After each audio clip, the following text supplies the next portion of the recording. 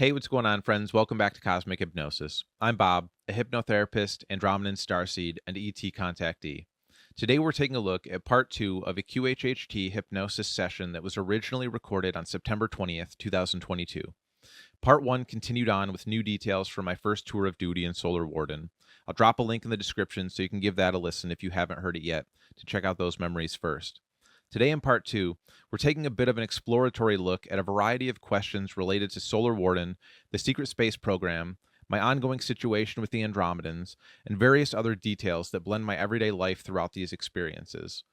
This session was very early on in our work, being the second time I was regressed into a Solar Warden experience. As the sessions continue on, the insight begins to get more targeted and detailed as my memories begin to blossom like a flower.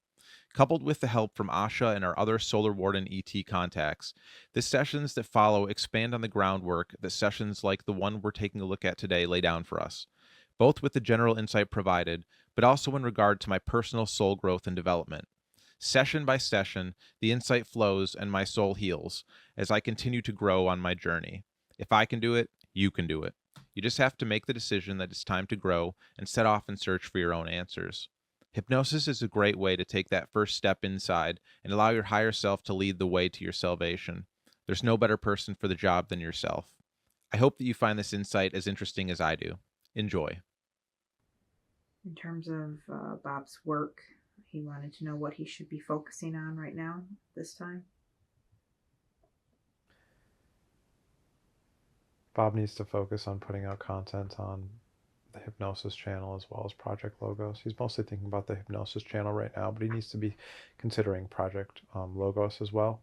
He needs to be fleshing out content on there for about a month or two, and then he needs to start considering moving on to Twitch more of the, and he needs to jump into Twitch as on a full-time basis right away. He needs to be focusing on putting out content though on the other two channels first, because those channels will help point people at him, and not just people. They're going to point people that are, for lack of a better term, damaged. People like Bob that have been through things. These people are also looking for community, and it's Bob's ability to interact with a variety of people that will allow him to grow his community very quickly. Bob's been kind of back and forth on the content he should put out.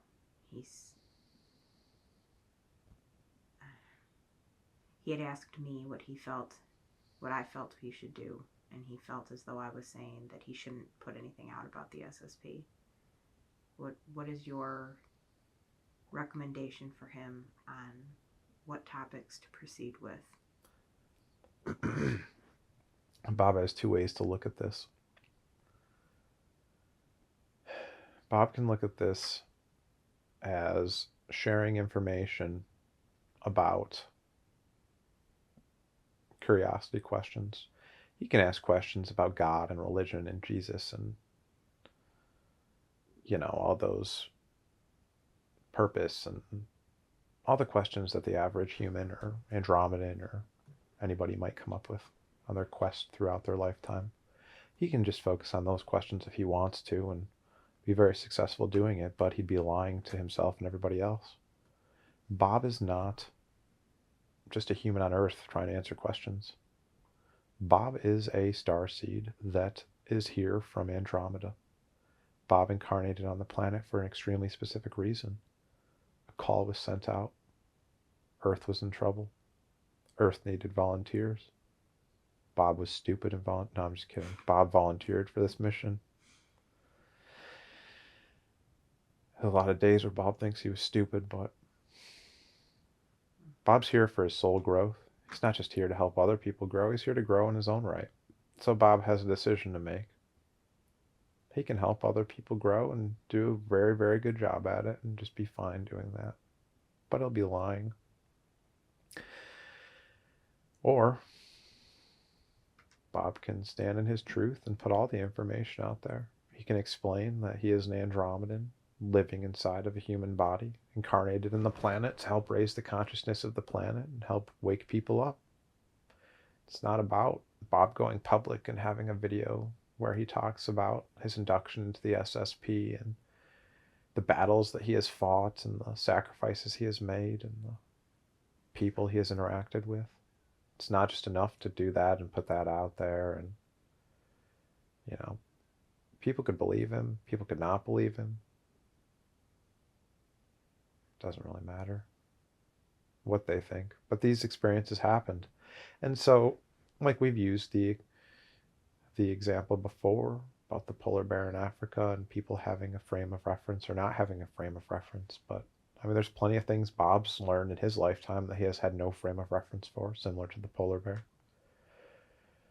So if there's a polar bear in Antarctica and somebody sees it, goes and tells that tribe in Africa, yo man, I saw a polar bear.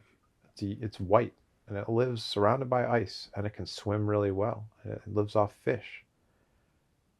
And that Amazon tribe would look right back at you and say, what the fuck are you talking about? There is not a bear. Well, first of all, what's a bear? Second of all, you're telling me that there's a lot of brown and black bears, and then there's this white one. Seems real convenient.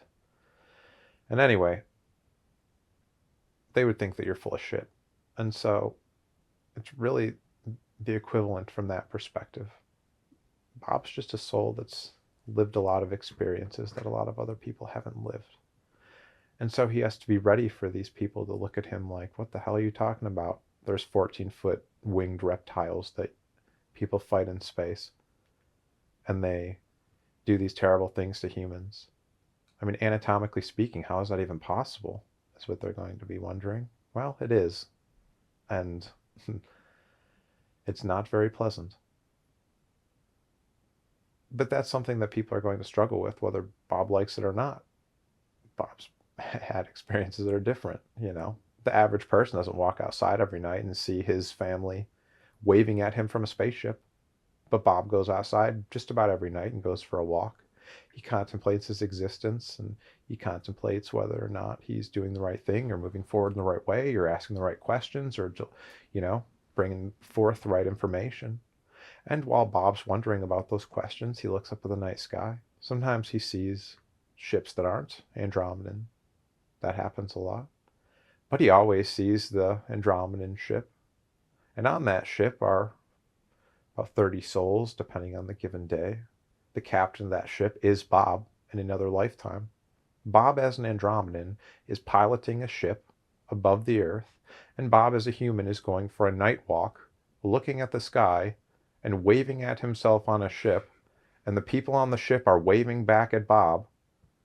And then Bob's supposed to go on YouTube and tell everybody, oh, you won't guess what happened to me yesterday. Of course people are going to look at Bob and say, you're fucking nuts. It's about how Bob presents this information. And it's about how Bob presents his experiences in the SSP and in Andromeda and on the ship, and how Bob presents his information from his lifetime here. He'll do it in the right way, and people are going to be curious, and it's going to be no different than Bob listening to Super Soldier talk. Some things that Bob presents, some people will be like, yeah, that really resonates with me. I really get behind that.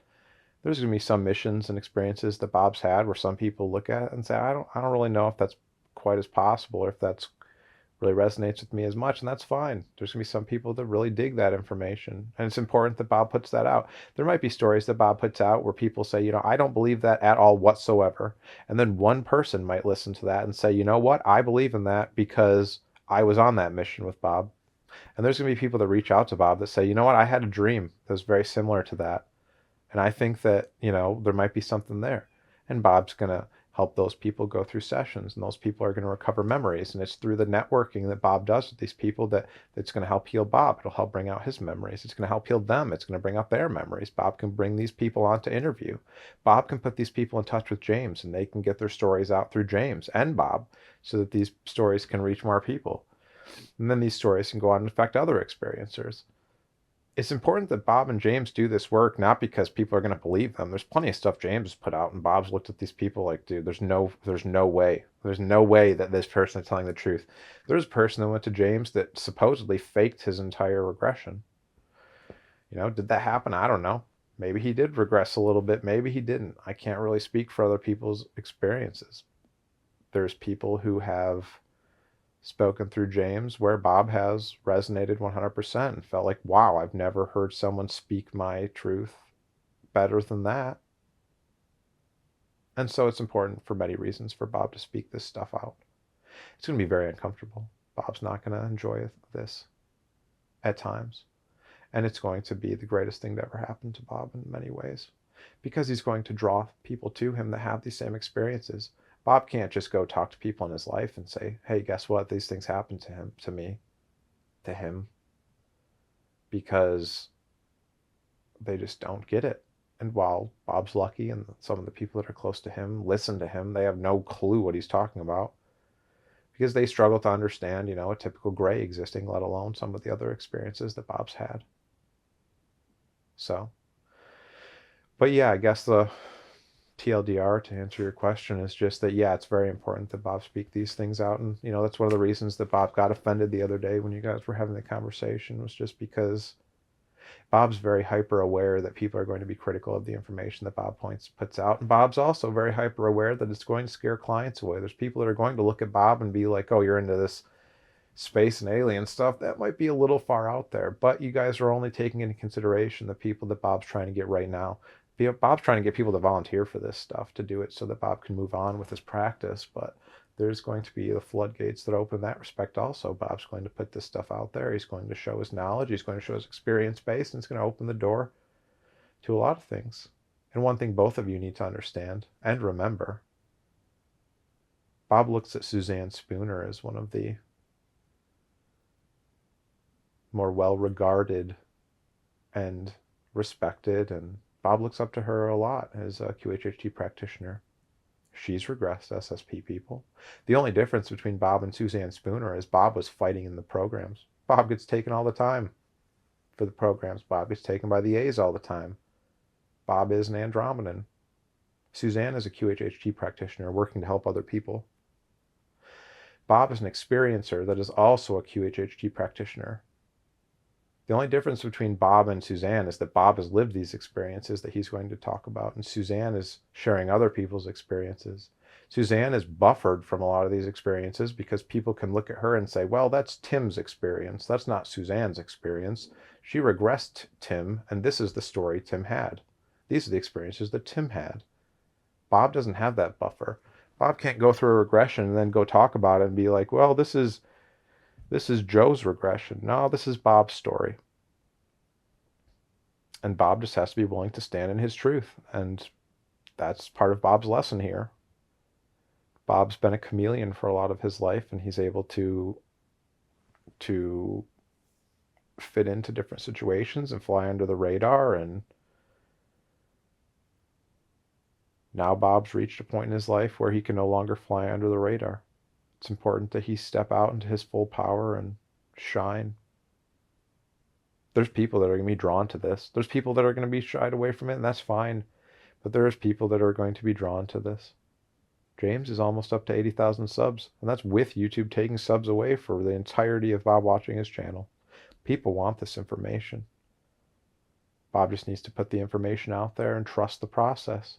He's not going to see what he wants to see after 5 videos. He might see the progress after 10 a little bit, but he'll see it after 500 videos. Put out a video.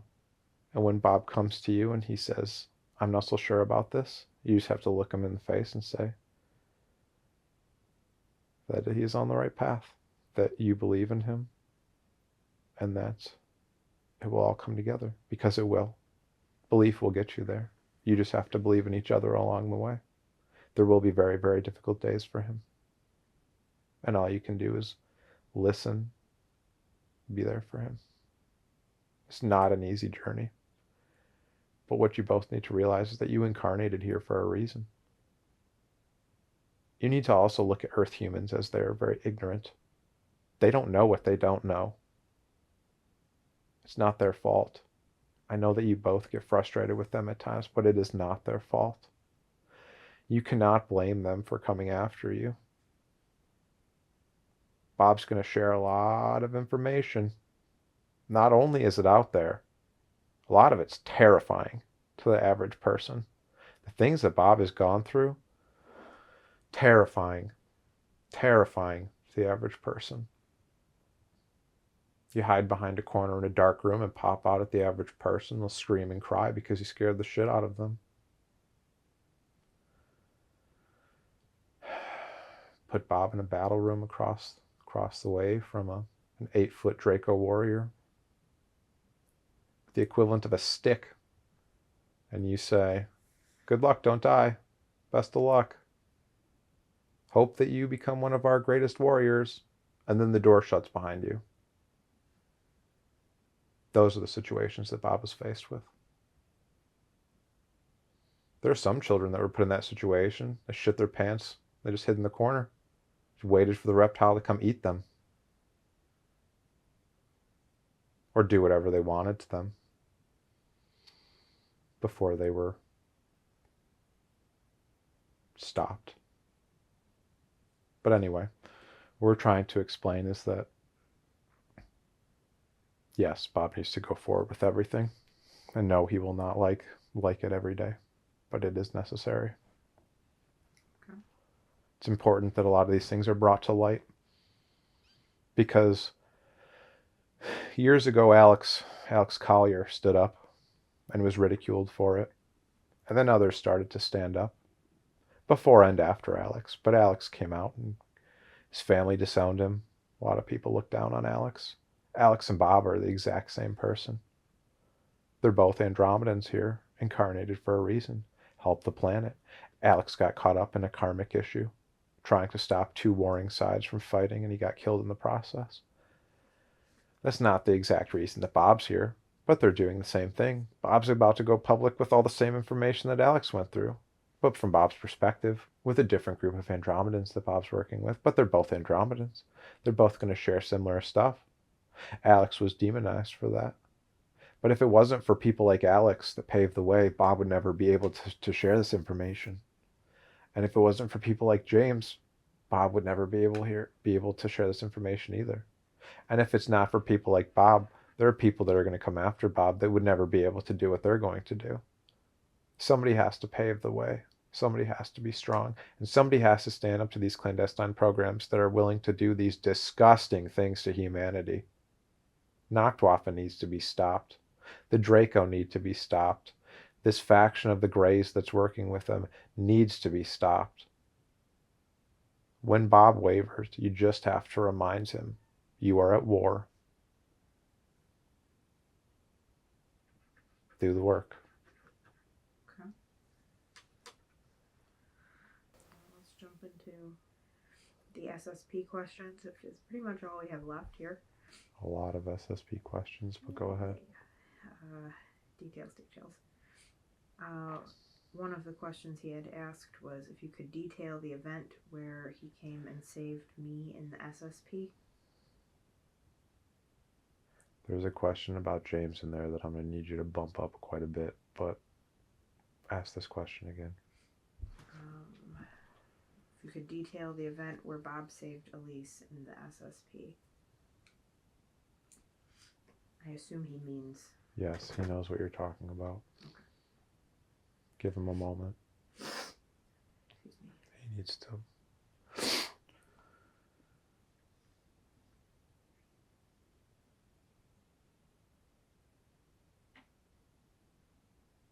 Has Bob showed you the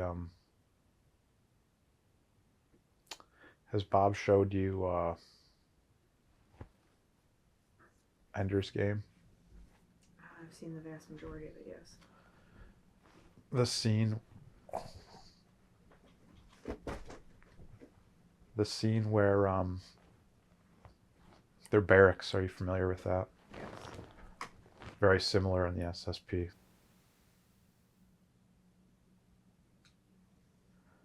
Alysse was physically smaller than a lot of the other people in the SSP. A lot of the male people in the SSP, the males, they some of them were physically dominating in size and stature. There was also a mix of ages that kind of commingled to a certain extent. And some of the ways things operated was just fear-based. But anyway, so yeah, there were barracks that were not super far apart from each other. They were gender segregated to some extent.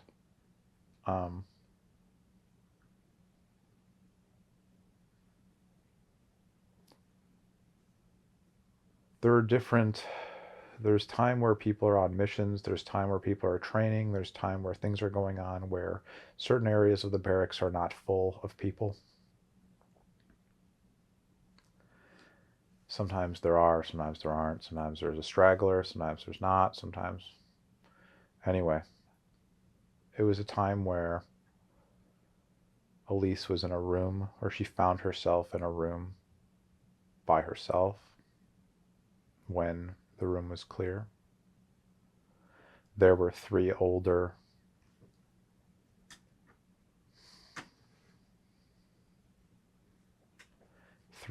soldiers, I'll call them, that were, I'll call them trainees. They weren't totally soldiers yet. It's hard to find the correct word for them. They had, it's really no different than like a pride of lions trying to take down a gazelle. You try to find the straggler, and then you try to separate them from the herd, and then you try to take them down when they can't defend themselves. And that's what they did to Alysse. They separated her from the rest of the people by cornering her when she was not suspecting it. Alysse was rather early into her training, so she didn't quite have all her abilities unlocked. She was, in some respects, a late bloomer with some of her physical power, energy manipulation abilities. Whereas she can manipulate energy, and she would have been able to defend herself now, but at the time she was not able to properly defend herself. And so there were three older recruits that were cornering her. They were about 15 or 16 years old. Alysse was slightly younger. Not too much, slightly younger. Bob was on his way back from the gym, and he heard a commotion in an area where there wasn't supposed to be people. And Bob's not someone that shies away from curiosity, so he went to check it out. And when Bob walked in this room, there were three dudes who had Alysse cornered, and she was cowering, and they were on the verge of sexually assaulting her when Bob walked into this room. They had not touched her yet, and she had not been undressed, and neither had they, but they were getting ready to undress. The ringleader was. I walked in the room, and I told them to stop. They laughed at me. They said, "What are you going to do about it?" I told them again to stop, and they wouldn't. And so the fight broke out. And I made them stop.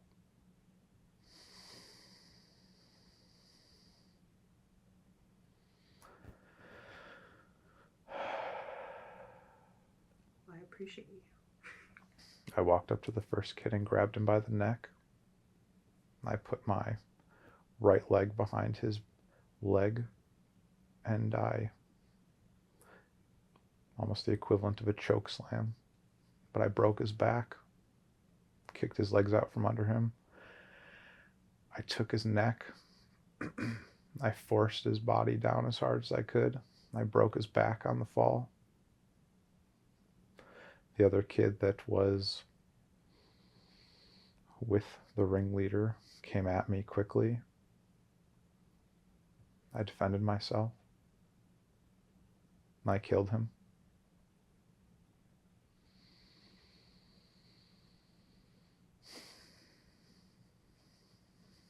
I took my time with the last guy, and I killed him as well. And I left the paralyzed guy to watch as a warning to anybody who was ever going to fuck with Alysse again.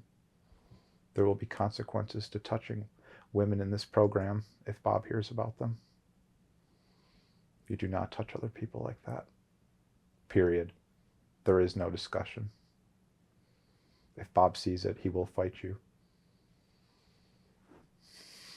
Just recounting this is very traumatic for him.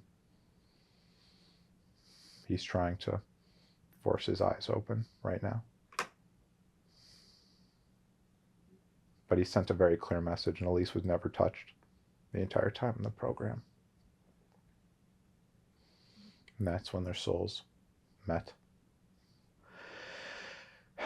When Bob heard this happening and he stopped it, no one touched her the rest of the time in the program. Everybody was put on notice. And attacks like that slowed down.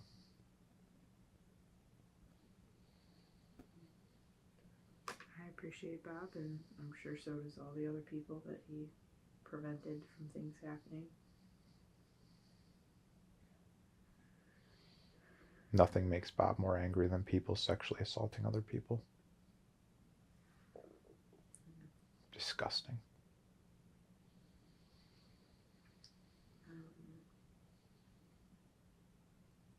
Bob had wanted to know if you could perhaps, in great detail, share a mission where Bob and James Rink fought together. Let's come back to this question. Okay. With some straightforward questions. He'd like to know, what is his call sign in the SSP?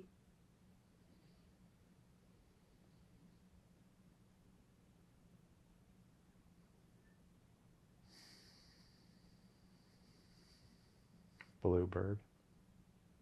And he's wondered if there's significance behind it or why he received that name.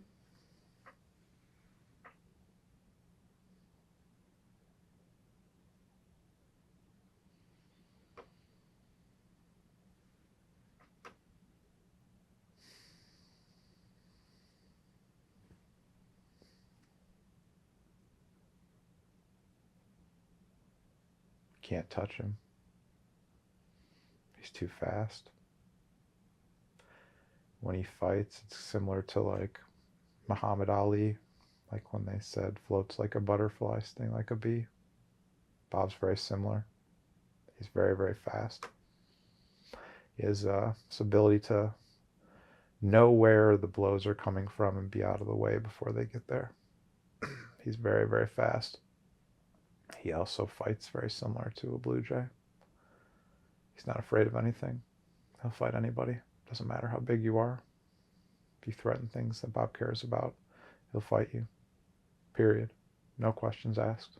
Doesn't matter what you look like or how big you are. There is no fear. And Bob is deeply connected to blue jays. Okay. Deeply connected.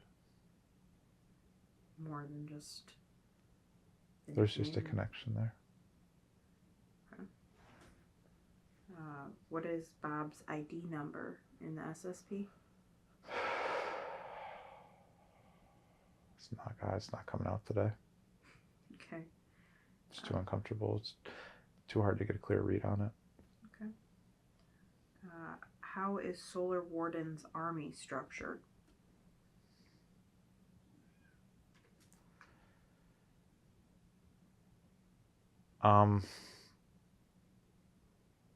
Similar to other armies in the sense that they have, like, they call it like a naval capacity, but when people think of like a traditional navy, you think of ships like a destroyer, a submarine, a cruiser, a carrier. In a traditional like battle group in the United States those are, like a navy fleet, whereas, you think of ships, you think of like things that fly, but you have to think of it more like a navy. Space fleets are no different really than naval fleets in this. I mean, you can't walk outside of your ship out in space, and so it's very much like a submarine crew, but there's, carrier class ships that carry smaller ships, whether they be scout ships or fighters. There's more destroyer ships that are more like a battleship. There's just a variety of ships, and then there's a variety of people who fight also. There's frontline soldiers like Bob, who fights more with, hands-on with sword and shield, but like I said, Bob and his frontline soldiers are also psychic to some extent, and they can do other things as well. There are energy manipulators that can manipulate energy with their hands, and there are people who fight psychically or with telekinesis. There's androids in the SSP that are like part human, part machine. There are people that can shapeshift in the SSP that are similar to like the Animorphs books. There are experiments that Bob doesn't even know about. There are, and then there's ground armies that are very similar to the way the United States structures their ground armies. But a lot of the times that Bob is used on missions, it's not a traditional, it's not the traditional sense of like the United States government sending the Marines into Iraq and having them like go house to house or clear things out in like a rather large group, or like World War I where they had trench warfare where thousands of people would dig a line in the sand, across from each other, and then use tanks to move across the battlefield, or like World War II where it was heavily infantry heavy, where they had larger groups working across Europe on foot. It's not really like that as much, for at least what Bob does in the SSP. Bob's in a small infiltration team. We're talking 20 people or less sometimes that end up on a ship that are working their way through a ship. There are missions Bob's been on where he has had to retrieve people like from that party.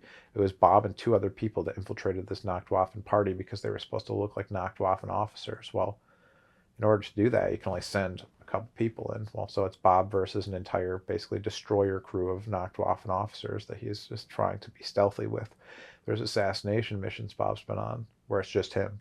There's missions where Bob has been sent to infiltrate and retrieve technology where it's just him. There's been small teams. But Bob rarely ever is in a battle group where there are like hundreds of thousands or thousands of people that are like just sent down perpetually until the battle's done, like in the movie with Tom Cruise, where they send him down in that mech suit over and over again. That's very rare for Bob. There are battles sometimes like that, but it's not so much that Bob's involved in those. Okay.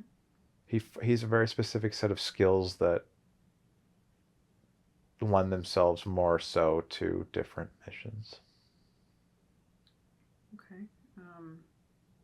Related to that, he had asked how many people are in his specific unit, or does it just always vary?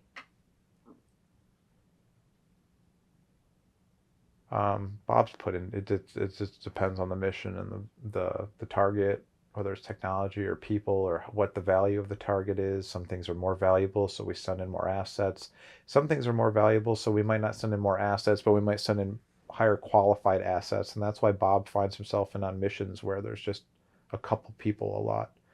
Or Bob and Brad is the same way. He finds himself on missions with just a couple people because they have very specific skills that can get them in and out of situations that other people struggle with.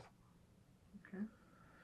Bob had asked if you could. I would also stress that it's very, very mission specific. It's not necessarily like Solar Warden has this army structure and this is, top down. We've got like X amount of carriers and X amount of destroyers, and then they send their infantry out and do this and then that. And it's not like that. It's always, what assets can we use to best get the mission done? How can we do it with the least amount of loss of life, and how can we be as successful as possible? Because at the end of the day, Earth needs to be protected. Beyond that, very few things matter, and they bend a lot of moral lines to make it happen.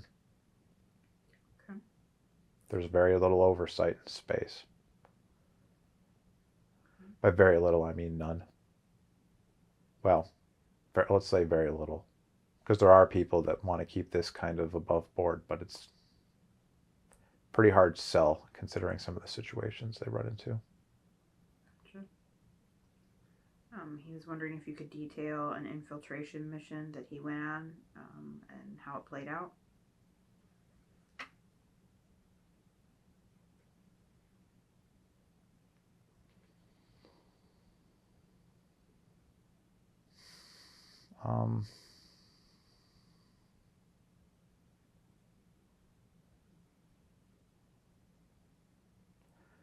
Having trouble locating a certain mission, specific one. Okay. Is that a question we should maybe ask in a future session? One moment, but yes, but one moment.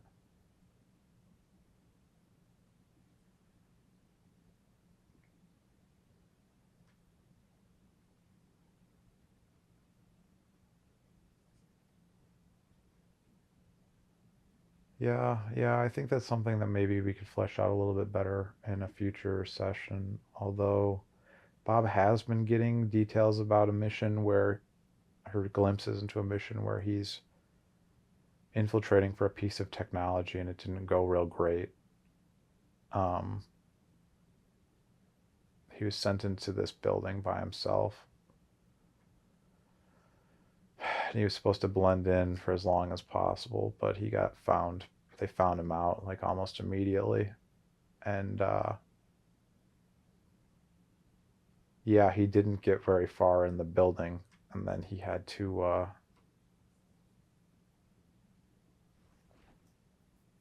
just try to survive. But there's not a whole lot of details yet that have come out about that for him.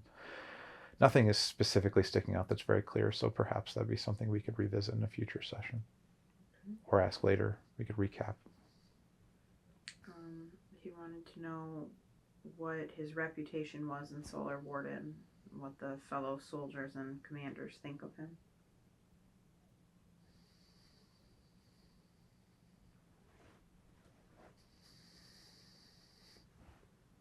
Well, it depends who you're asking. A lot of Bob's superiors look at him like an extremely talented asset that they have to be very careful with. There are certain things that Bob will not do. If Bob thinks that it is going against what he believes in, he just flat out won't do it. And there's very little that you can do to Bob in terms of disciplinary action that will make him follow orders that he just doesn't believe in. He just won't do it. It just won't happen. And so they learned that out pretty quickly.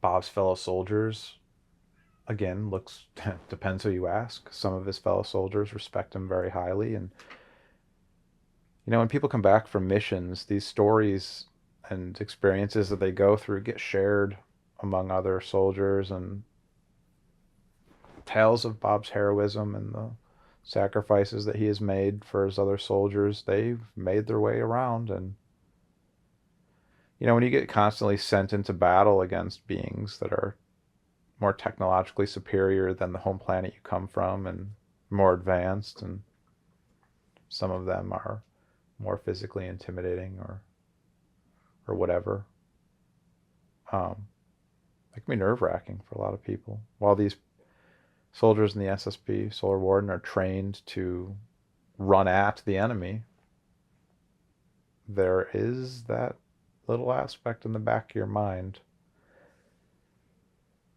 And them knowing that Bob's on a mission with them makes them feel better about it, because Bob doesn't leave people. Bob will go above and beyond what a lot of other soldiers will do. A lot of people look out for themselves, but Bob doesn't do that. Bob looks at his team like a team. Some people have bonded in the SSP and really started to look at their fellow soldiers like all they've got, and some people don't.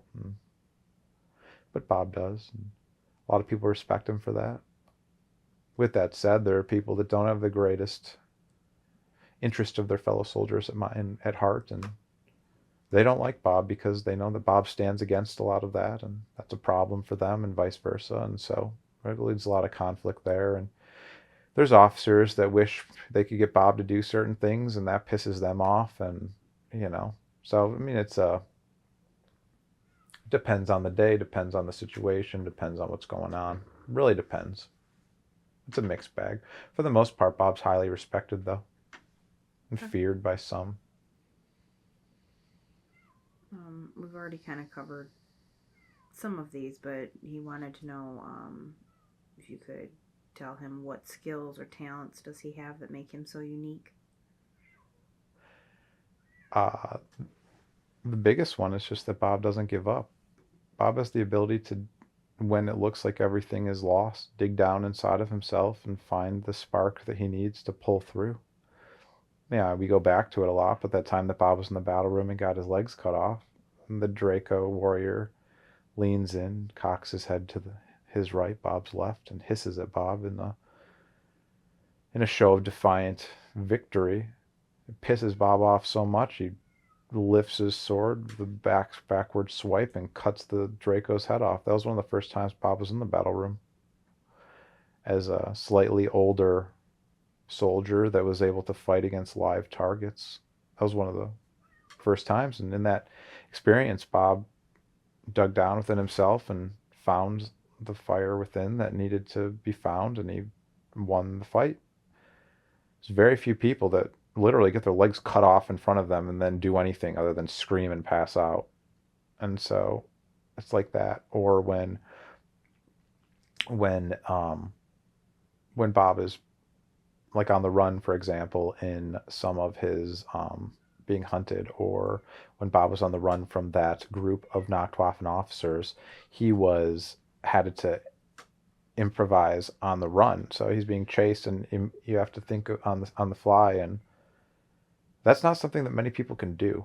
And yeah, people can make decisions on the fly sometimes, but it doesn't necessarily mean they're going to pay off. But more often than not, Bob's decisions pay off. They've saved a lot of lives, both on the battlefield and in training, and Bob's life, and it's a very rare skill. Bob also will not leave anyone behind, period.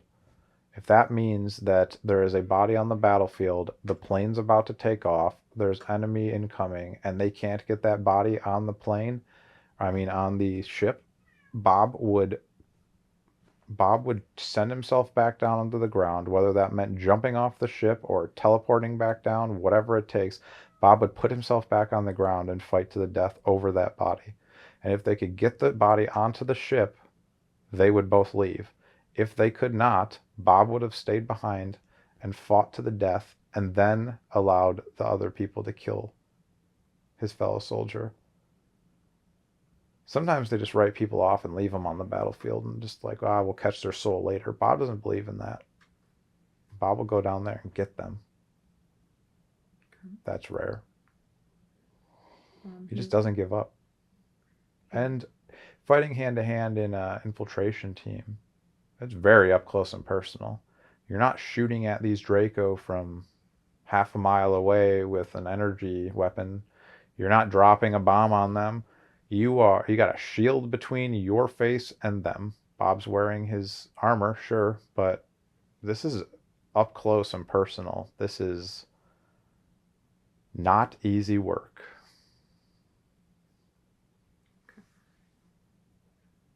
Those are the main qualities. He had asked what kind of missions that he's used on. Is it just everything? You can think it. Bob's been on it. Okay. He asked what he specializes in.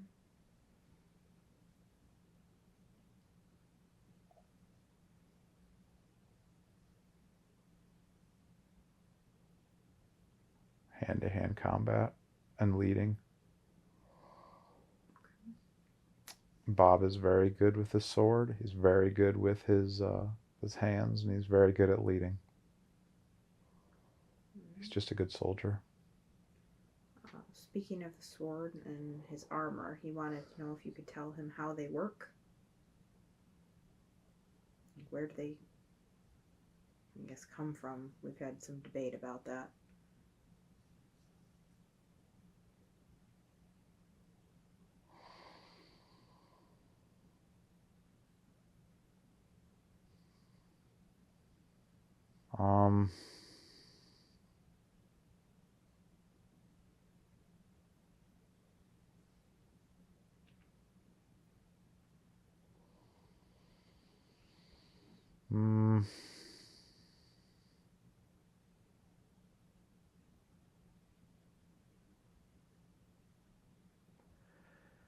I feel like there's a block here. I feel like Bob's not being allowed to see. Okay. They just don't want him to know. But Bob's gotten the sense that the armor can work in several ways. That it could be a femtobot thing where they shoot you up with femtobots, or like nanobots but smaller. They come out of people. But Bob's also gotten the sense that it might be something that's tied to his soul lineage, and that it might be something that the Andromedans gravitate towards, but not totally. Might be Bob's soul. I don't know. There's a few things that he suspects, but we're not being able to see that clearly today. Potentially it'll come out in the future. But I do get the sense that it might work in a couple ways. Are you able to tell him how weapons get assigned? How do they determine what their, I guess, main is, for lack of a better term? Well,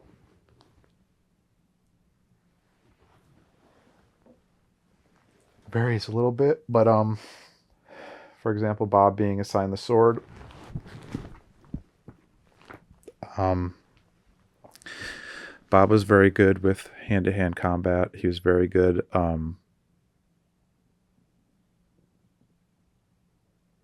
up close and personal with the sword fighting. People that fight like that need to have very specific skills when it comes to like not giving up in battle, and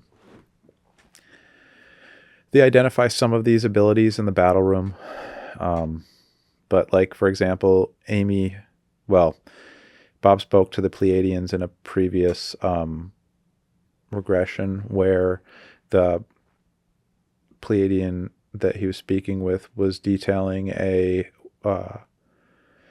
how some people in the SSP fight with a bow, but that the bow is more for show and that the arrow is psychically controlled. People that have like a very strong psychic sense work in that way, where they can control these arrows, because they only get about 5 of them on the battlefield. So obviously you would need to be able to control the 5 you have, otherwise you're out of arrows. But whereas Bob fighting with the sword is more of, like I said, like an up close, personal, gritty. They're just different skill sets, and so that's kind of how people gravitate to different weapons and then get kind of assigned based on that. But okay. We've made it back to the question about a lot of the weapon placement, though, really just depends on their time in the battle room and training. People gravitate towards different things. It's really no different than people here gravitating towards different things, like whether it, even let's just take like a silly example. For example, the Ninja Turtles, like one of them fights with sais, one of them fights with, a bow staff, one of them fights with nunchucks. Some people are just better at different things. You wouldn't necessarily give Michelangelo a sword, and you wouldn't necessarily give Raphael a bow staff, because they're stronger with their own weapons. Same idea in the SSP. they're also stronger with pizza. Fair point. We're back to the question about... Maybe that's why Bob is so successful. We're back to, can you share a mission with us in great detail where Bob and James Rink fought together?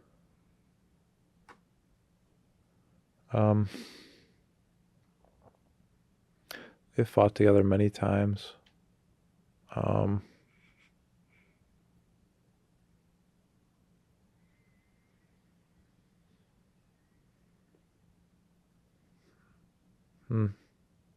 Bob just saw James in his armor. One of the more detailed looks Bob's had of the armor.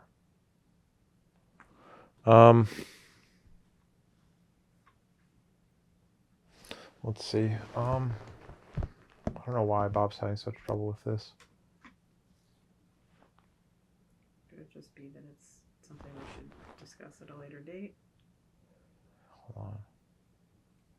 I'm getting the sense that James was there when Bob was shot on the jungle planet where they were fighting to get that technology that we'd referenced in the previous regression. Okay. When Bob was stunned, and James ordered for Bob to be taken back to the ship. Bob's a very valuable asset. They couldn't afford for Bob to die. Otherwise, they would have been screwed. So James ordered for Bob to be dragged back to the ship to thaw, for lack of a better term. They had stuff back on the ship that they could get Bob's body working again quicker if they were to inject him with stuff. So he ordered for Bob's body to be dragged out of there immediately, and that's what happened. Okay. Bob also, he doesn't have a whole lot of context, but he's being shown a scene where Bob is standing over James's body. James was injured. He took a pretty significant wound to the leg. He can't move very fast, and Bob has activated his sword and his shield and is fighting a rather large oncoming party that's trying to get to them. And it's Bob standing over James's body fighting to defend him, while an extraction team tries to get them out of there. Okay. And they are successfully extracted. After Bob takes a little damage himself, but he gets them out of there. Since Bob was able to see the armor a bit more, would he like to maybe describe that? It's just very black. It's black, looks a little bit shiny in parts. It's not totally shiny. It kind of looks like I'm not sure exactly the correct term, but looks like a composite material of like almost like a carbon fiber, but almost like it's hard to describe. There's it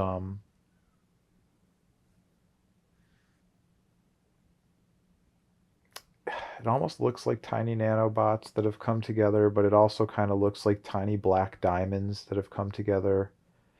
The point just being that it's very, very strong.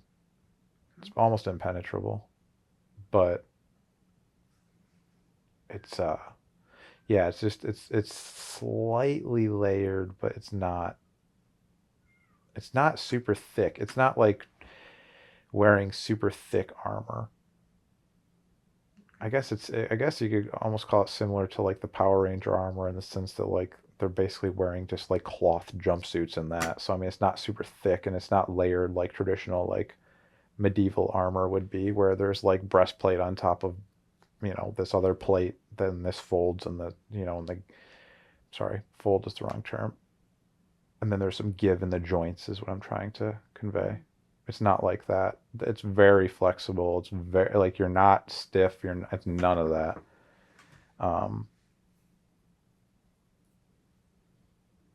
Yeah. Okay. Bob wondered, how does Solar Warden feel about his work on YouTube, sharing information about the SSP and what was done to him? Yeah, they're not a big fan in the sense that, well, the war is not over and they are still abducting kids. And so Bob's just pulling the curtain back a bit on what's going on. And they're not a huge fan. But in the same sense, they're also not Bob's target. Bob doesn't really care about Solar Warden. Bob doesn't like what they've done to him or other kids. Bob's not a big fan of that. But Bob would volunteer 100 out of 100 times to go through everything that he's gone through in order to protect Earth and the people he cares about. That's what Bob really cares about. And Bob's anger is not, while he does not like Solar Warden and the things that they have done and the things that he's experienced, he does not like Nachtwaffen a lot more than that. And they are the bad people that are coming at Earth. There's the Draco, there's layers to this, and, you know, it's the equivalent of, like, I guess this is kind of a bad example because the United States hasn't really fought in a just war in a long time. But if the United States was to be at war with, well, I guess you could say World War II. If the United States was at war with, you know, the bad group in World War II, the United States would be looked at as the good guys, right? And you know, the bad guys in World War II would be looked at as the bad guys. But at the core of everything, is the United States government wholly good? I mean, the military? You can say no for both of those questions. The military isn't wholly good. The government's not wholly good. They all have their own self-interests. They all cut corners. They the military does things that, people wouldn't approve of. There's war crimes committed every day by soldiers. People don't even know about them. And so it's kind of like the enemy of my enemy is my friend, so to speak. There's issues with Solar Warden, but, on the hierarchy of problems, they're pretty low. Okay. Bob had asked, what is the single most valuable piece of disclosure you can share today the powers that be do not want out? Secret space program's real. There you go. Close the book. We're done. Bob will never be done. Yes, let's be for real. Let's see. Hold on. Single most valuable piece of information.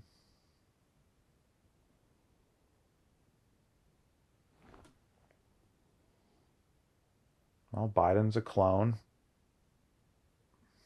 Kamala's a clone. Elon Musk is a clone. There's other clones.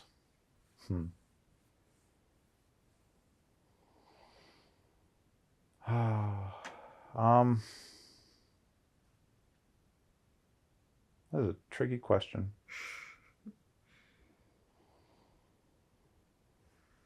In reality, all this information is valuable. And Bob's work over time will help pull a lot of it forward. Okay. At the end of the day, when people absorb this information,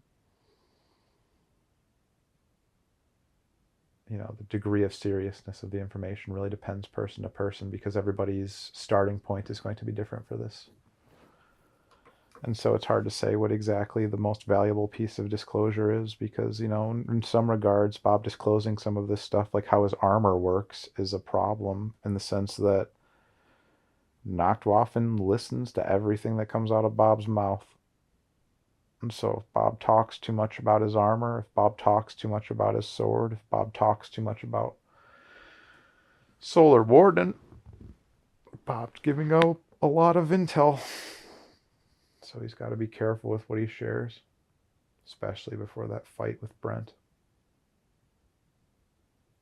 Do you have a timeline on when that's going to take place? Not soon enough. Bob's ready to kick the shit out of that guy and move on. I feel that. The A's need to pick Bob up. There's a lot of work to be done. Bob needs a little more training before he engages in that battle. Bob needs just a little bit more refinement in a couple areas. Okay. But there's a couple variables at play. One of them is, how desperate do the Draco get? How fast? Because they know that coming here is going to be, a Hail Mary, just to put it lightly. Not only do they have to get here and strike as fast as possible and get Alysse off the planet before anyone notices, but then if they don't get, well, basically it's impossible for them to do that because the Andromedans are watching. It's not just Bob watching Alysse. Yeah, sure, Bob's with Alysse a lot, but the Andromedans are watching 24/7. And it's one thing for Earth and Bob and whatever to be watching, but the Andromedans are watching constantly. And as soon as the move is made for Alysse, the Andromedans will respond immediately. It's not like one domino falls and then you wait for the next one to fall. The first domino is going to fall and the Draco coming, and the Andromedans are going to make their move before the domino hits the table. And so they're going to get Alysse, and as they're taking her, the Andromedans send the signal to Bob, and they jump to the Draco ship. As Alysse gets on the ship, the Andromedans are on the ship almost at the exact same time. They show up on the ship almost in sync. But they're just a hair behind the Draco. And as soon as the Draco and the Andromedans show up on the ship, Bob is a hair behind both of them. And as soon as Bob is on the ship, Nikki and Paul and Ryan and Brad and Melissa manifest on the ship as well, right behind Bob. But Bob's already moving down the hallway. And so they move past all the dead bodies that Bob has already laid down on the ground. Andromedan Bob and the Andromedans hold off the other side of the ship, and Bob moves quickly. But they get taken. Alysse gets taken and we respond immediately. So there is no way for them to strike fast enough. There is no way this situation works out for them. They just don't have a choice. They're going to be put in such a disadvantage that they've got to make a move whether they like it or not. So they're going to have to make a move. It just depends when they make the move. And as you can tell, even just talking about the situation happens to be upsetting Lilli outside of the room. She hears this conversation and she thinks that you need to be protected right now. She's trying to get in here to save you, to protect both of us. Because of the topic we're talking about, Lilli doesn't want to be away from us. She struggles when she's left at home, but now she's up here and she's meowed through this entire thing. And anybody listening at home is probably like, what the hell is this cat freaking out for? But she's freaking out because she's part of the Lyran Royal Guard in her other incarnation. And when we talk about the Draco, it really fires her up also. As you can tell, Bob has sworn through a lot of this because Bob's very emotional and highly charged when it comes to a lot of the stuff with the Draco and Solar Warden and everything that's been done to him and other people. And it's not typical that people swear through their regressions, but... Is the Draco taking Alysse a Hail Mary on their end of they're losing the war? And that's why they come for her? Yeah. Yeah, they're losing the war already. Is that why we've been seeing an increase too in cats? Bob could have that as a question later on, but we've been seeing cats everywhere. And we've seen, a couple on our walks, and Alysse has been surprised by a couple at work, and it's just always seemed... They know who you are. Odd. Lyrans can sense other Lyrans. Are they there to provide extra protection, or is it just like curiosity? It's a few things. Part of it is that they get the chance to see the princess. Part of it is that they're letting you know that they're there.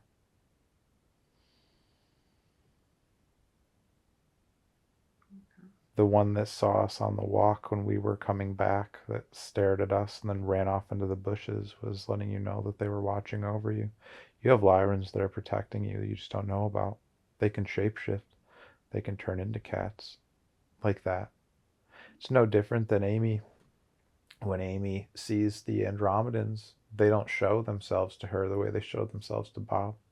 Bob's an Andromedan, so Bob sees the Andromedans as Andromedans. Amy was shown the Andromedans. They looked a little bit more like Pleiadians to Amy, but she was shown that because that's the representation that Amy would feel most comfortable with. I felt most comfortable with, Bob felt most comfortable with the Andromedans looking like Andromedans because that is who Bob is. And in the same sense, these cats decided to show themselves to you guys as cats, as a traditional cat on Earth would look. But yes, they are watching you. They are protecting you.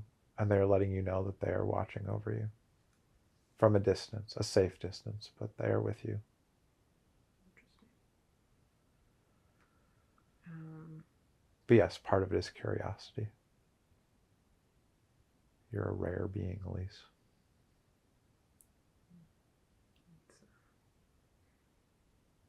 That's something that surprises me. Bob wanted to know, what advice can you give to people who may be skeptical of the SSP information, either put out by him or by James Rink on Super Soldier Talk?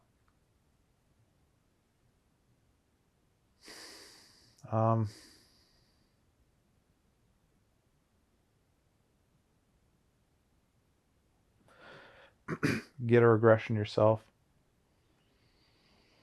Doesn't really matter. Like, it's kind of a funny question when people say, like, well, what would you say to a skeptic who's skeptical of what? I mean, like what we're talking about? Because some of the stuff we're talking about is so crazy. Like, what kind of advice would you want to give to somebody like this? And I say crazy from the experience of somebody who has no frame of reference for it, like we've spoken about before. But I mean, all these things just, I mean, it's no different than saying to somebody, I guess like it's really any experience that others haven't experienced. You could say to a soldier could say to another soldier the same question, like, well, what would you tell to somebody back home who doesn't believe the experience what we experienced over here in Vietnam? Or hey, what would you tell, someone from back home about what we experienced on our voyage, in the Iditarod, like across Alaska? What would you tell somebody back home about whatever? And I mean, you tell them and they could believe it or not believe it.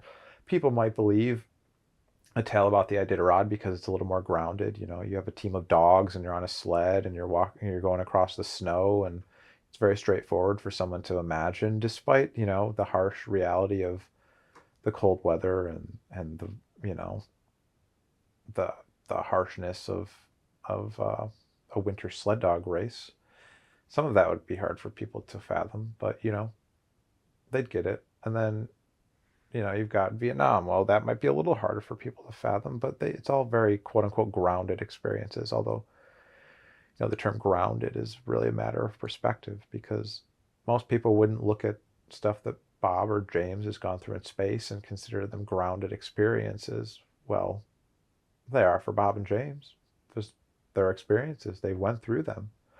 And really, you can't give any advice to somebody who doesn't believe them, other than find out for yourself. People that believe or don't believe what Bob and James have to put out then have a question to ask themselves. Okay, well, I don't believe it. Okay, well, is that the end for you? Because if you don't believe it, then great, you don't believe it. Whatever, go on with your life. If you don't believe it and you're still curious, well, that leaves open the possibility for questions. And you can go find answers to those questions. You can ask questions such as, well, is this true? Or is that true? Or is this even possible? And then you can have thought experiments. Well, does life exist in the galaxy? Does this, does that? Once you wrap your head around the idea that, okay, well, extraterrestrials exist. Okay, well, if one race of extraterrestrials exists, there's probably more than one. Okay, well, the solar system is a very vast place. There's many planets, or there's several planets in our solar system. Then you look at the night sky, and for every star you see up there, it's, they've got their own planets and there's own potential for life. And then you talk about, the observable universe, and then how much out there is non-observable, and then how big is the universe and how big is it expanding, and what's the rate of expansion, and how is it, is there a limit to its expansion? Is it constantly expanding? And then you take, a couple steps to the left, and, once you say, okay, extraterrestrials exist in terms of one race, well, there's probably many races. And then, okay, well, let's take another small step and say, well, humans can't get along with other humans on Earth, so what's to say that two different extraterrestrial races would for sure get along? Well, you could say, well, they're more advanced, or they're smarter, or this or that. Well, they could be smarter and more advanced and still be a warring culture. I mean, there's many ways to build your culture. There could be a caste system. There could be, it could be a militaristic culture. There could be a group that doesn't, they're pacifists. They don't believe in war. There might be a group that doesn't even think other people exist. I mean, there's infinite amount of variables within an infinite amount of variables.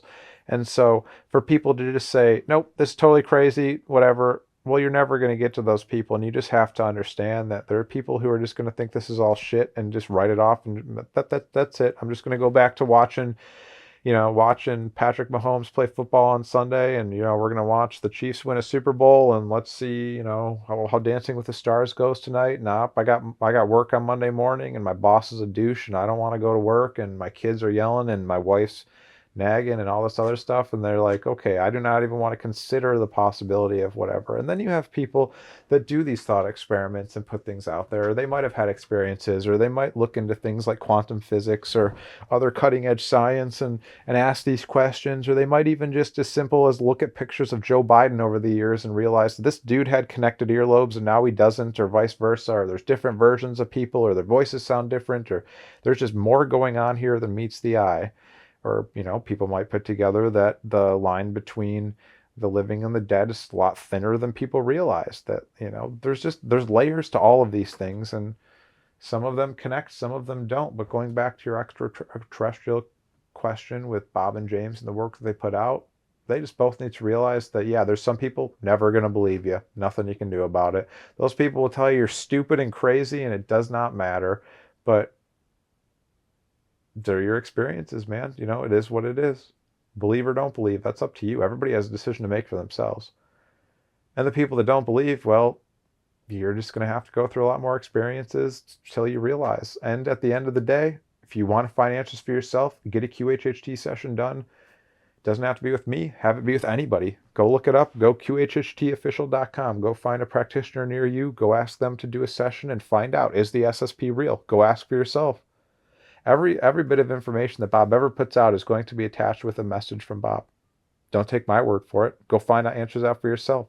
It's not about Bob and James laying out a book, a picture book, and coloring it in front of everybody and saying, this, okay, let me hold your hand. This is the Draco, and here is me stabbing the Draco in the chest with my energy sword, and here is me defending the planet, and oh, my wife, yep, she's the Princess of Lyra, and James, yep, he does this, and no one's going to believe any of that. Most people wouldn't. But it's the totality of the information. It's looking into things for yourself. Bob and James just inspiring people to go find the truth for themselves is what matters here. Whether or not they believe all the stuff that Bob and James put out there is up to them, but at the end of the day, they're coming from a place of truth. And then, in James's sense, he needs to, when you watch James, you need to realize that not all the information coming through there is from James. He's interviewing other people, and so the validity of their information is their responsibility. So if they say something that's totally out there or incorrect, that doesn't negatively reflect on James. That negatively reflects on them. And anybody who has watched James and actually watches him can pick up on his subtle cues. He doesn't believe everybody. It's very clear that he doesn't believe everybody. And that's fine. But take it for what it is, process the information, and go find your own truth. That's what everything's about. And I'm circling back here a little bit, but just to really emphasize, you have to find your own information. No one's going to help you with your spiritual growth on your own. Bob and James could pull up to your house and give you a full rundown of everything that's happening in the entire universe. And then what? You didn't grow from anything. You didn't figure anything out. You didn't apply anything or stress to yourself that you have to grow or do any of those things. It's through the discovery on your own where you grow. It's not Bob and James's job to do the work for all these people. It's their own job. Bob and James have done their work, both in the SSP, and now they're doing their work here on Earth. Put the information out. Let people chew on it, ask questions, have a discussion. It's ripping the Band-Aid off a lot of these topics and exposing them to the world. That's the point here. A lot of these topics that Bob puts out, other people will do the arguing for Bob. Bob doesn't need to defend all these points himself. Bob just needs to bring them to light, shed the light on them, show the world what Nachtwaffen is, show the world who the Draco are, show people how they can protect themselves and fight back, and then let them fight back. Let humanity stand up for itself, because that's what needs to happen here. Humanity needs to join the galactic family and step into their own power, just like Bob in human form and all these other people are trying to do. Humanity has to do that as a collective, and the only way for that to happen is for Bob and James and all these other light workers to come forward, turn on one light at a time, have these lights all come together, and then start to shine out into the universe. That's what has to happen. It's going to be uncomfortable for Bob and James and all these other light workers that have come here. But once humanity turns their light on and starts to shine, then everybody will start to see. That's what needs to happen here. That's what's important. The truth on an individual basis. The truth is the truth is the truth. It's just some people get there quicker than others.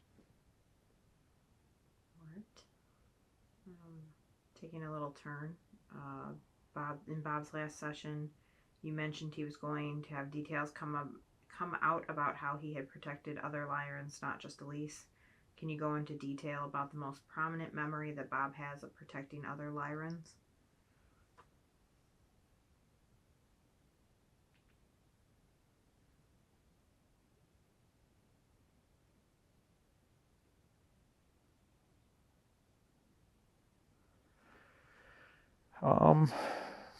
It's going to be probably something that comes out in a different regression.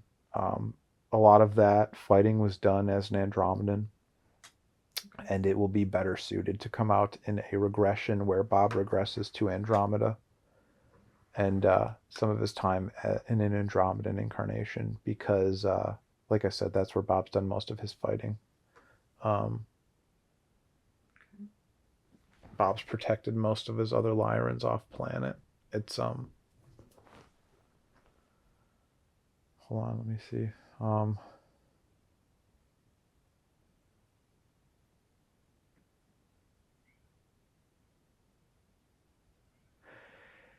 Yeah, I just get the sense that Immortal will come out in the future, but I believe that Bob was heavily involved with just helping the Lyrans retreat and evade capture from the Draco, and just protecting the Lyrans, as well as the Lyran royal family, to make sure that Lyra continues. He's definitely making sure Lyra continues. Bob was wondering what his connection with the Pleiadians is.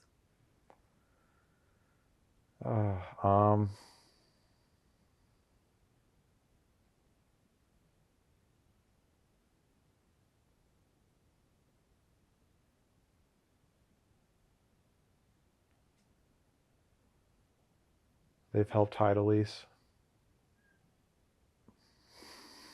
They've helped Bob protect and hide Alysse. Okay. Is there any more details he needs to know at this time, or?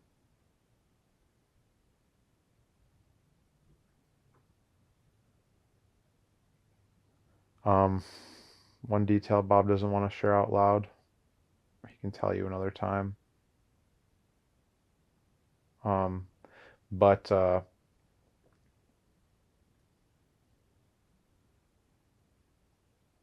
getting the sense that Bob was being hunted for protecting you and a couple other Lyrans, and Bob was able to quickly pass you off to the Pleiadians, this Pleiadian group that was able to protect you with the assistance of the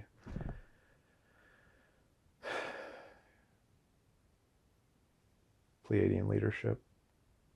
But and then Bob was able to kind of like create a diversion and continue on, and they were hunting him. They thought he had you, but he had already passed you on to somebody else, is the sense Bob's getting today. But the Pleiadians have stepped in and helped keep the Lyran royal family safe.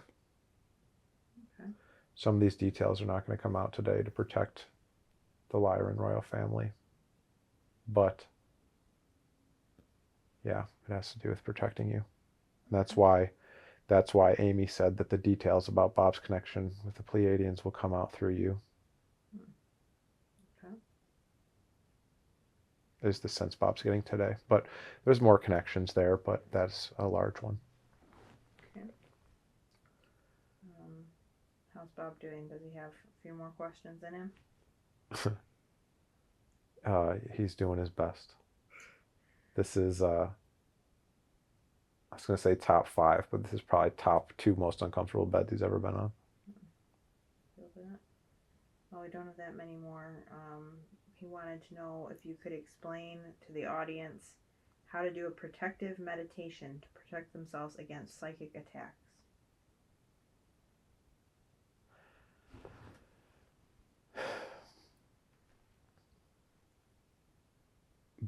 The method that Bob uses involves sitting in meditation and imagining a small white light coming out of your chest, like growing inside of your chest. Imagine this white light about the size of a BB. And if you don't have reference for the size of a BB, you can use the size of like a marble or just something small. Imagine that marble size white light starting inside of your abdomen. Imagine that ball of white light growing in size until it becomes the size of a baseball, then the size of a softball, size of a basketball. Imagine it continuing to grow in a sphere and getting larger and larger slowly with time as white light from source continues to grow and flow into you, growing this ball until this ball reaches the size of an exercise ball, And then as you're sitting in meditation, you watch this ball engulf your entire body until it is much bigger than your body. And imagine this white light of protection reaching out in all directions, growing and protecting you. And as this white light engulfs your entire body, it protects you from all of the incoming psychic attacks and whatnot from out in the universe, any beings that might be attacking you or anything you might be susceptible to. You could imagine this happening when you wake up, whether you are just woken up and you're laying down. Just make the white light large enough to engulf your entire body. Or if you're sitting, same thing.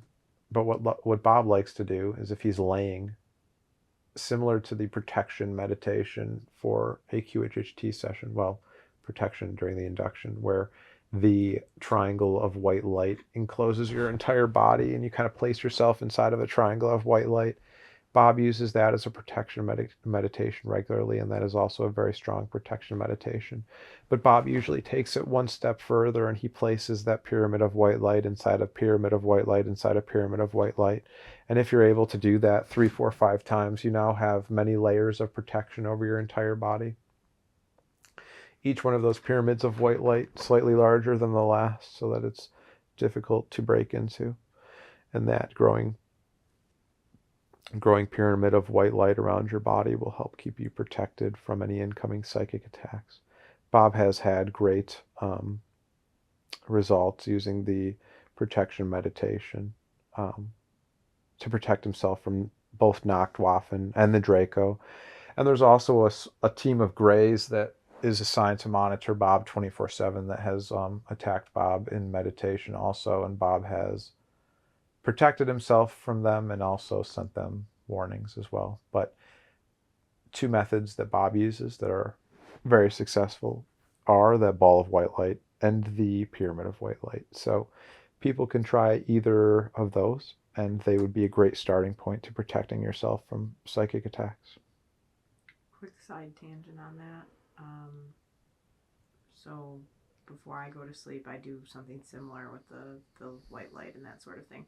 But I also sort of say a mantra to myself about, that almost like a message that, the people out there that are coming for us can't take us, won't take us, that we don't give consent.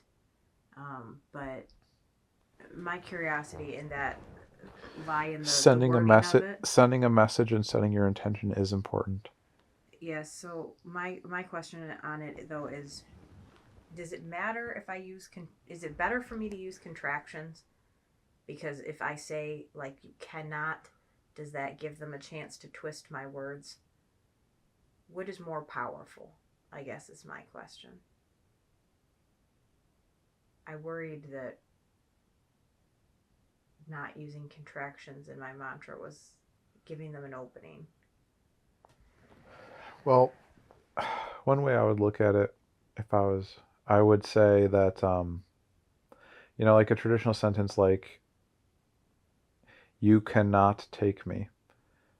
Like, if you were to say it like, you can not take me, I know that your concern is the can, and then they'd be like plugging their ears and then be like, take me, right? Mm-hmm. Well, in the context of a sentence, that's not the meaning. And so that does matter. Okay. When in doubt, just use the contraction. It's not a big deal. But I wouldn't worry. The not emphasizes the can. Okay. And so I would look at it more like that. I wouldn't worry so much about semantics. I think the message is relatively clear. And I would argue that the message might even be more clear in the sense that you emphasizing the not. Okay. And then lastly, Bob had a couple questions about... Or you could be super safe and just throw a fuck off at the end of that, and I think that might get the message across. I've said that too, but... Hey man, do what you gotta do. the last couple of questions Bob has are about things we've seen on walks lately. Not too long after we had gotten back from Port Huron, after Lucy had passed, we saw a full double rainbow. Bob felt like it was Lucy sending a message. He wants to know if you can give us details on that experience.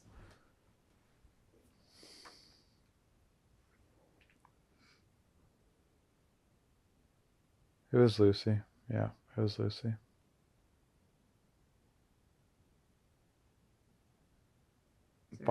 Bob seeing that rainbow was Lucy.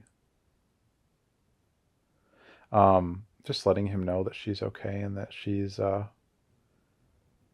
that she made it to the other side and that she's happy on the other side, that she's healthy and happy and that everything is okay. The rainbow is there to signify that Lucy has crossed the rainbow bridge, so to speak, and on the other side that her and Mako and Henry and everybody on the other side are okay together, and that Lucy is healthy and happy and living her best life again, and that Bob has nothing to be sad for, and that it was just a message. Not necessarily that Lucy is the creator of the rainbow, but Lucy is the reason that you and Bob saw that rainbow. Okay. And the message was that she is okay and that she loves you and that she wanted you to know. And there's only so many ways that you can send a message from the other side, but that was a pretty significant message. It's something that Bob's never seen in his entire life. Okay. The only other time Bob's ever seen a picture that was even remotely similar was after the Queen's funeral the other day. Or whatever the hell the Queen was doing. I don't know. They've been dragging that lady's body all over the country forever. When they drug her somewhere, there was a rainbow above her. Very similar. Interesting. Okay. On another walk, a few nights before we had encountered the cat that we saw, Bob had froze and warned Alysse that they were being watched and that something didn't feel right. What had happened when Bob froze?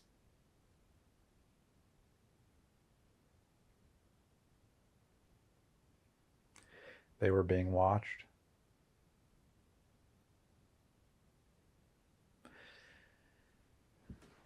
Nachtwaffen has been trying to get creative. There's been a couple different ways that they've tried to take Alysse, and this was another attempt at them getting creative, but it didn't work because Bob was with her.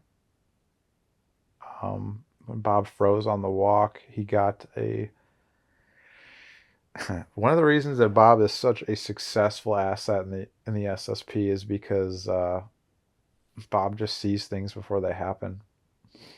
And a lot of that has bled over into his life, in this lifetime. Well, it has bled over into his here and now waking life because, like whether it have to do with like a video game anticipation that he saw it before it happened, or, fantasy football, or him making a move in fantasy football and then something happens, and Bob just has the uncanny ability to like predict things before they happen or act without knowing why, and this was the same thing. But Bob, his internal radar went off and he froze because he was taking in the situation before he acted, and he knew something was wrong, and he knew that you guys had to speed up on your walk, and so he froze and he took in everything, and he was trying to assess the situation because that's what Bob does in the SSP also. Bob doesn't always necessarily just react. Sometimes Bob kind of hunkers down and absorbs all the diagnostic information and then makes his move. Sometimes that happens in a split second, but it's the same thing it's still happening. But yeah, that's what Bob was doing. He was taking in all the information, and then he was trying to decide. Bob was trying to decide what to do in that moment. And then he told you to hurry up and keep going.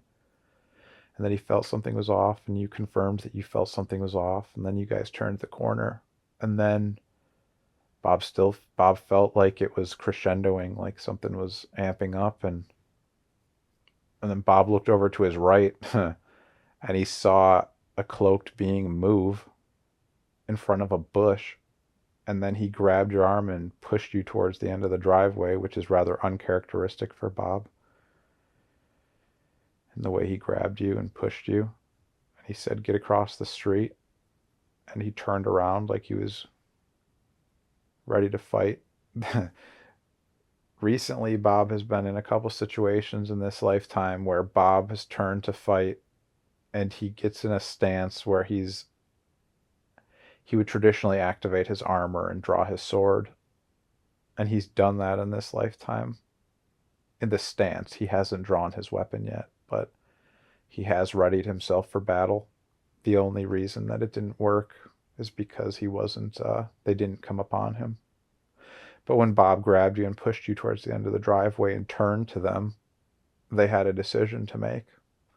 They either could make their move and try to assault you at the end of that driveway, or they could wait. And there was only a small team. They didn't have enough people to take on Bob.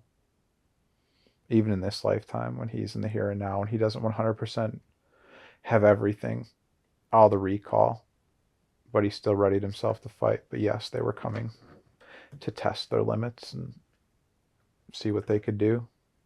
It's the only time on any walk that you guys have ever felt that way. It's the only time on any walk Bob has ever felt that way. The only thing even slightly comparable to this situation is when Bob was on that night walk and he was accosted by that being that was negative. That's the only thing that could come remotely close to the situation that you and Bob were in the other day. But we would say that Bob's, we'll call it spidey sense for lack of a better term, something that people may be able to resonate with, was tingling stronger when you were with him than when he was by himself. And that's why he made you guys continue on quickly. But he turned and basically told them, make your move. And they chose not to, so you guys continued. And then you started seeing cats everywhere. It was after that encounter that you guys started seeing cats on your walk, isn't it? Oh, yeah. It wasn't really until then. They're there for a reason. The Lyrans are protecting you.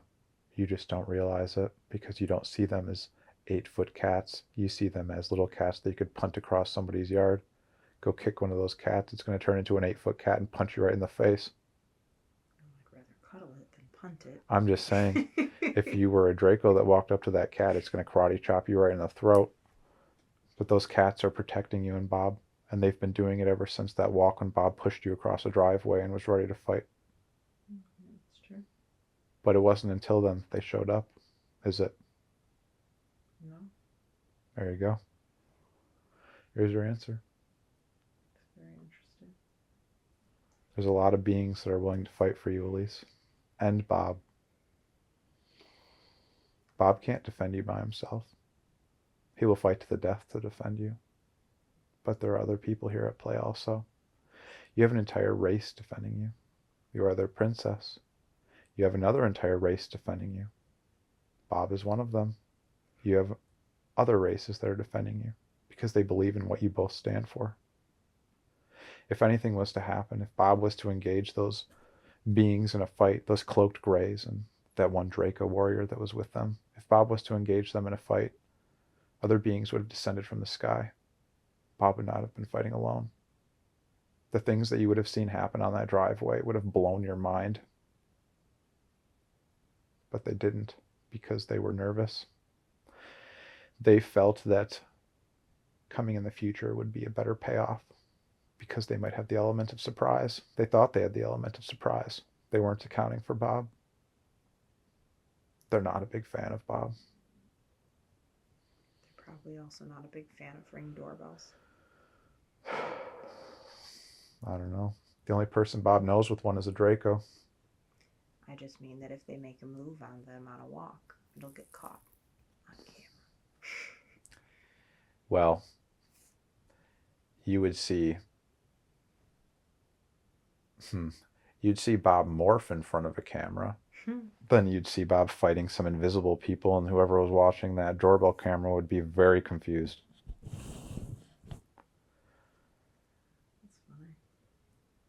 Then you'd see a bloody alien heap at the end of a driveway, and then things would get really weird. So yeah. That's quite interesting.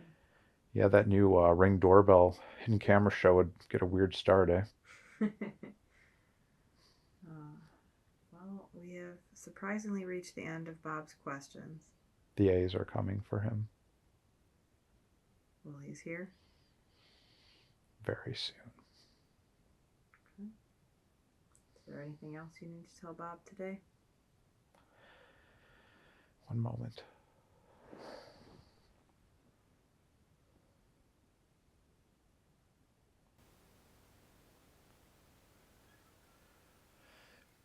Before, we've told Bob that it's very important that he realize that there's more than one way to fight a war, and that Bob often thinks that, you know, the only way to fight against the Draco is for Bob to stand across from one and poke him full of holes. But that is not the case in this situation, and we want to reemphasize that to Bob. That is not the only way to win a war. You are an Andromedan officer inside of a human suit on Earth, incarnated as one of the people. In your Egypt life, this is all you wanted. You begged for this. And now in this lifetime, you don't feel separated from the people. You are just one of the people. And despite that, you're struggling with understanding how you are not one of the people. You've gone from your Egypt life, where you were struggling with being above people and wanting to influence them, but not being able to just walk outside and, you know, make friends with a stonemason as the pharaoh. You can't ask the stonemason how his lunch was, or how his wife's doing, or how you can make their life better. But now, Bob, you know, call him a journalist. He went to school for journalism. He's got a psychology degree. He just doesn't want to go back and finish. Bob is a very well-educated human. He fits in with everybody. He can make friends with anybody. And despite all those things, Bob feels, you know, almost the same way as his Egypt life in reverse, where, wow, if only I was someone who stood apart a little bit more, I could do this, or I could do that, or... In reality, Bob can do whatever he wants to do. Everybody can do whatever they want to do. It's not just Bob that feels limited by things or feels like there's things in their way. It goes for everybody. Anybody listening to this right now, there's nothing that you can't do. I mean, there's some, like, if you're a 28-year-old man and you're saying, gee, I'd really like to go play NFL football, like, yeah, that might be a little bit out of the question at this point. But there is no limitation to human experience other than the limitation that you put on yourself. And it's important that people realize that. And it's important that Bob realized that it's just being one of the people that allows you to go do the work you're supposed to do. Go show people the way. Go talk to people and help them see things. Help them realize things. It's no different than somebody coming to Bob with a problem and him giving them advice. The only difference is Bob's giving the advice to a camera and then he's putting it out there for people to go look for. So when Bob puts out, you know, a topic such as, like, what happens if you kill yourself spiritually, for example, something that Bob wants to look into in a future session, and Bob puts out that information, Bob's just acting as an investigative journalist, really, in a lot of these topics. The only thing is the things Bob's investigating are spiritual in nature, they are extraterrestrial in nature, they are related to the secret space program, questions that people may have on a deep level. And then in the Project Logo stuff, the things that Bob's going to be sharing are, you know, helping people grow and overcome things and see things different and more of like the human experience. And so Bob should really look at the hypnosis channel as if it's like looking more abstractly at questions people have about their existence. And that's not only, I say people, you know, like people think, oh, I think of people, that's a human. Well, no, people are, look at people like anybody, like an Andromedan, anybody. I mean, we're all just variations of human out here trying to do our best to learn and live and grow and expand and, you know, find things out and share things with the people we love and fight for people and just do our best to put goodness out into the world. And you know, there's beings out there that aren't as positively aligned, and that's fine. They're on their own growth cycles and everybody's different. But the big takeaway we want today for Bob to walk out of here with is just that there's work to be done here. Some people are going to resonate strongly, some people will not. Some people will call you crazy, some people will tell you they love you. Some people will come to you and you'll heal them, and they'll go on to live their best life, and they'll do things that, you'll take people, help them shake the dirt and rust off their life. They will reestablish themselves and do incredible things and go on to help people in amazing ways. You're going to come across people who, are struggling similarly to those people who go on to do great things, and they're going to continue to struggle, and they're going to suffer, and they're going to not make it out as well. And Bob needs to be prepared for that as well. There's going to be people that come to Bob and believe every word out of Bob's mouth, and they're going to be like, thank you so much for disclosing all this. You're so brave. The work you're doing for humanity is great. And Bob's going to feel energized by the people who, resonate with that. And then there's going to be people that come along and tell Bob he's crazy and this and that. And Bob's going to have to hear it on Twitch in his chat. And he's going to have to here and there. But Bob cultivates the people around him that are going to back him up and are going to believe in the same things and really resonate. They're going to take care of a lot of that for him. There's not that much work Bob's going to have to do. Bob just needs to be himself. Be funny. Go be a leader. Go cheer people up and make friends. At the core of what Bob has to do, he just needs to realize you're a journalist. Go share the truth with other people. He also needs to understand that, beyond that, Twitch stuff seems intimidating and hard, like big and all that stuff. But at the end of the day, all you got to do is go play games and make friends. It's arguably Bob's biggest talent. Interpersonal relationships. Giving out love and just gotta jump into the deep end of the pool. That's what Bob's got to start doing. And over the next couple of weeks, Bob will really start to put things together, a piece at a time. A lot of this work Bob's going to have to figure out on his own. We can't solve all the problems for him and tell him everything he's got to do. He's got to put a lot of that picture together. But Bob needs to look at it as if it's, his next step is YouTube and the Hypnosis channel and Project Logos. He needs to look at it as a giant tree, and he needs to look at every YouTube video as like an axe swing. And every swing of that axe, he's going to put a dent into the tree. And eventually, the tree is going to fall and things will start to take off. But it's every single swing of those axes. Every time Bob saw himself driving one of those stakes into the ground across that field that we've shown him in a version before. But that tree will fall. Give it a couple months of putting out content. Try to get to 50 to 100 videos. Go full-time on Twitch sometime by this winter. Give yourself the fall to put videos out and really turn things up. In the winter, go full-time on Twitch. By the time spring rolls around, you'll have a lot of stuff under your belt. When you get to about 100 videos, reach out to James. Befriend James. See if he'll be open to you doing a regression on him. Work with him behind the scenes and your stuff also. And go public together, get creative, help him move forward in creative ways where he struggles to see things. He can help pull you forward and helping give you some exposure. Together, you guys will become friends and really make a dent in this disclosure community. And it's the work that you do together that will really start to open up some people. Overall, it's a great thing. It's just going to be a lot of hard work. That's why you're here. And without this work, one thing we want to emphasize, without this work, Bob's soul does not grow in the way that he was intending for it to grow. It's very important that Bob do this work because it has to do with his soul growth also. And Bob feels very strongly, if he's going to be here and have to suffer on Earth, he better grow. And if you want to grow, jump into the pool. And anytime you want to think about it being difficult and hard, you think back to standing across from Brad with those sticks in your hand and being told to fight him to the death. You said, no, fuck that. And you took that electricity and then you fought him and let him win. And then you carried on and did other things, but you've gone through a lot that are a lot of situations that are far more difficult than what you're about to do. Just trust yourself. That's all you have to do. Just believe in yourself. Believe in yourself and forget all those people who have talked down to you over all the years. And in regards to Brent and all of them, fuck them. Move on. Very good messages. But people are coming.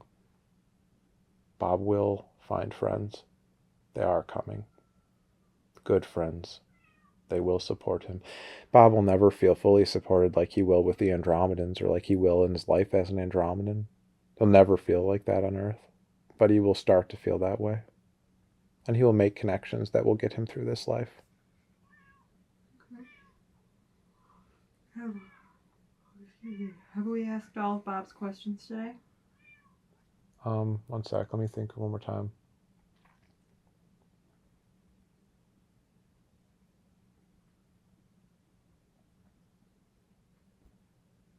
The A's are coming. Be ready.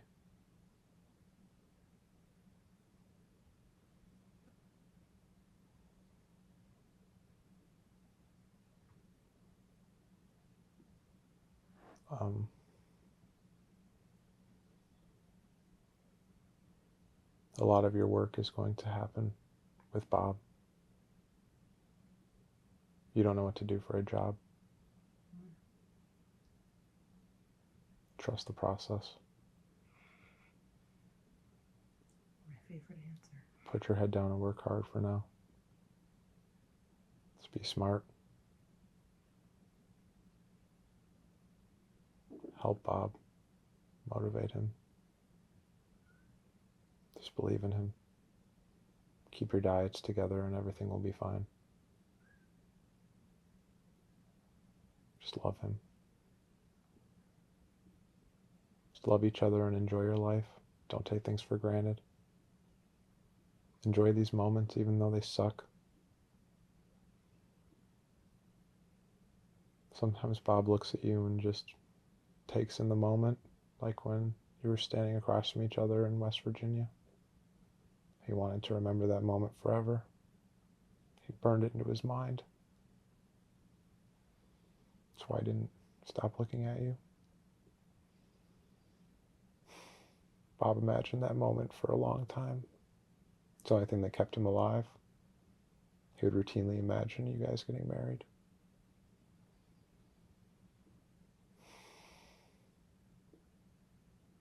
He wouldn't be alive without you. He will never let the Draco take you. No matter what. They would have to take Bob prisoner first, and it will never happen. They have to kill him before they can get to you. It will never happen. They have to destroy Andromeda first, and it will never happen. I know things are up in the air for you right now. I know that you're frustrated. Just have faith. Lean on your cats. Lean on Bob. Let him lean on you. There's things you both have to get through. Things will turn around. The Draco cannot hold out forever. They will lose. We will win. They will be pushed back. They will not get you. They cannot get you. Just have faith. Andromeda is behind you. Forever. And so are other races. The Pleiadians. And others. You guys are going to be okay. Your lives are going to change a lot. Bob knew that this year was going to be a transition year. That a lot was going to happen. Bob got the sense as soon as the calendar turned over that this year was going to be full of change. And boy, has his life had change. Basically everything has been burned away from Bob's life. Everyone and everything. He feels like he's been left with nothing. But it had to be burned away so that all this new goodness could come in. Now the goodness is coming. One video at a time, one topic at a time. We just have to empower each other to be strong enough to move forward in the face of the criticism. The world's a wild place right now. But you guys chose to be here for a reason. Tune everybody out. Everybody. Lean on love. Get rid of the people in your lives that don't love you, that you know don't love you, that treat you like shit. Just let them fall away like dying petals on a flower and allow for that new growth to come in. The new people, the new opportunities, the new jobs. Your life will open up just like your sister's. Erica just got a $9,000 raise the other day. You're going to have a raise in your life as well, in a different way. Pretty soon your life is going to transition. You will no longer have to work. Bob will do all the work. You guys' lives will be very prosperous. You will have that place that you're looking for. Your own little slice of heaven. You will raise your children and things will turn around. Have faith. Everything's going to be okay for both of you.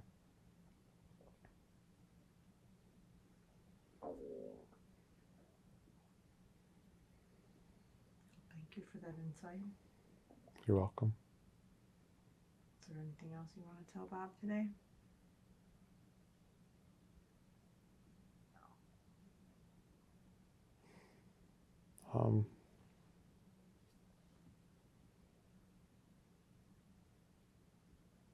It's going to be okay. Find your edge. Find those values that mean something to you.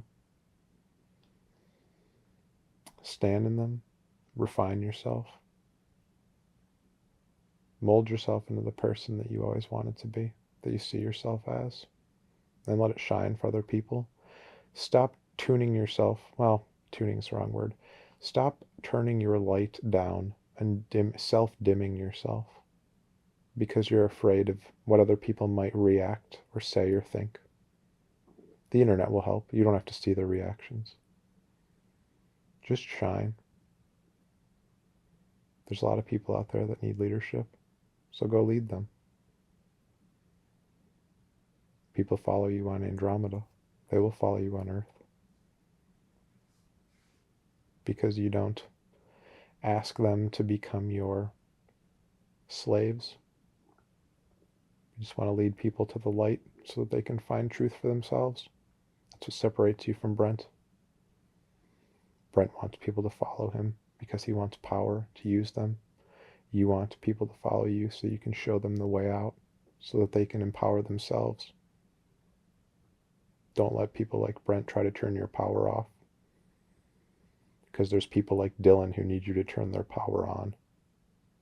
And you self-dimming your power is dimming everybody else's power as well. And those people are being taken advantage of by people like Brent because they're afraid to speak out. You don't speak out because you don't want to hear the bullshit and the criticism, not because you're afraid of people like Brent. So turn your light on so other people like Dylan will turn theirs on as well. Put out that Dylan video. No matter the consequences, there's people that are going to watch it that are going to stand up to people who are abusing them. And if only one of those people stands up and punches one of those people in the mouth, the video is worth it. There's going to be a lot of people that stand up after watching that video. A lot of people that punch people in the mouth, so to speak, who are victims. That is why it's important. Bob has been wavering. You put that video out. Stand in Dylan's truth. He's not going to get the backlash that Bob thinks he's going to get. Bob's going to come at Brent so hard with all that stuff that Brent's not going to have any recourse. Bob's going to back him into a corner so hard that anything that Brent tries to do is going to make Brent look worse.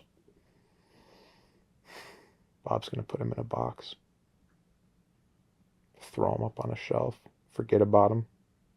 And Brent's going to rot in that box for the rest of his life. Brent can decide to grow if he wants, or he can't. It's up to Brent. It's a decision Brent's going to have to make on his own. It's not Bob's problem. Bob didn't do this. Brent did it.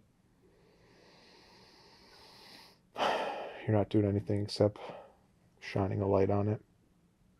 Speaking where Dylan couldn't speak. because Dylan was afraid of Brent. You're not afraid of Brent. You're just his voice. That's all. You need to remember that.